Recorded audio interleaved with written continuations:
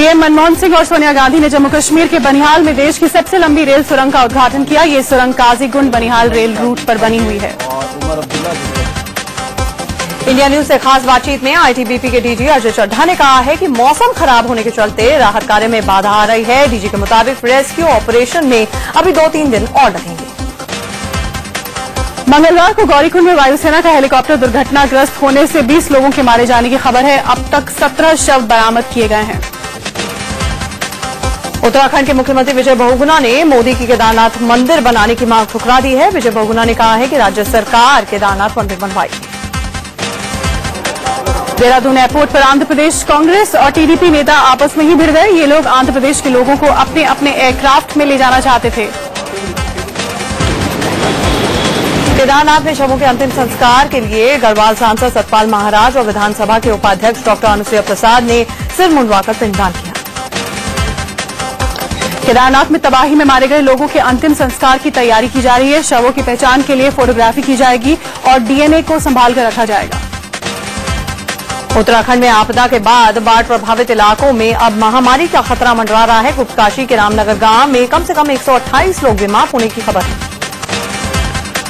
उत्तराखंड में आई तबाही के दौरान केदारनाथ में फंसे बिहार सरकार के पूर्व मंत्री अश्विनी चौबे आज पटना लौटे। यहां अपने परिजनों से मिलकर वे बेहद भावुक हो उठे।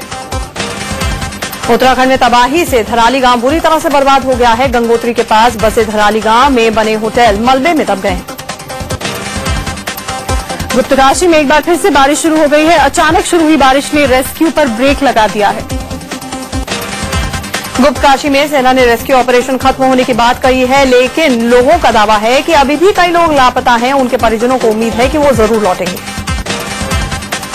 अमरनाथ यात्रा के लिए जम्मू में श्रद्धालुओं का जत्था पहुंचना शुरू हो गया है। कल जम्मू से बाबा बर्फानी के भक्तों का पहला जत्था रवाना होगा।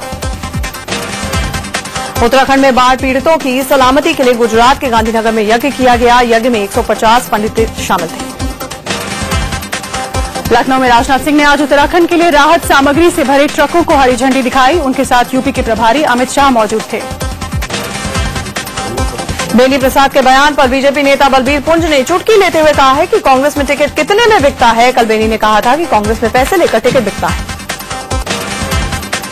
समाजवादी पार्टी के नेता रामगोपाल यादव ने बेनी प्रसाद वर्मा पर निशाना साधा और उन्हें अनगाइडेड मिसाइल करार दिया। कांग्रेस नेता बेनी प्रसाद वर्मा ने अपने ही पार्टी नेताओं के खिलाफ सनसनीखेज बयान दिया है। बेनी ने कहा है कि कुछ कांग्रेसी नेता समाजवादी पार्टी की बी टीम की तरह काम करते हैं। रेलवे ने रिजर्वेशन कैंसिल करने के नियमों में बदलाव किया है। अब यात्रियों को 24 घंटे के बजाय 48 घंटे पहले टिकट कैंसिल कराना होगा। नया नियम 1 जुलाई से लागू होगा।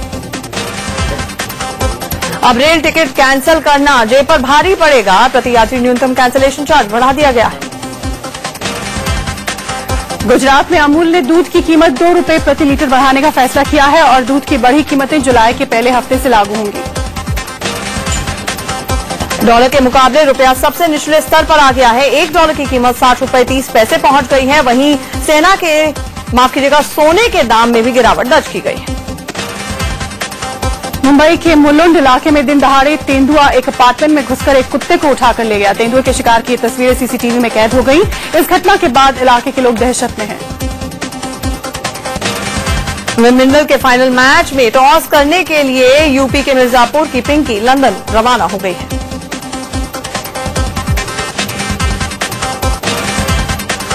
और दक्षिण अफ्रीका के नेता नेल्सन मंडेला की सेहत और ज्यादा बिगड़ गई है। उन्हें वेंटिलेटर पर रखा गया है।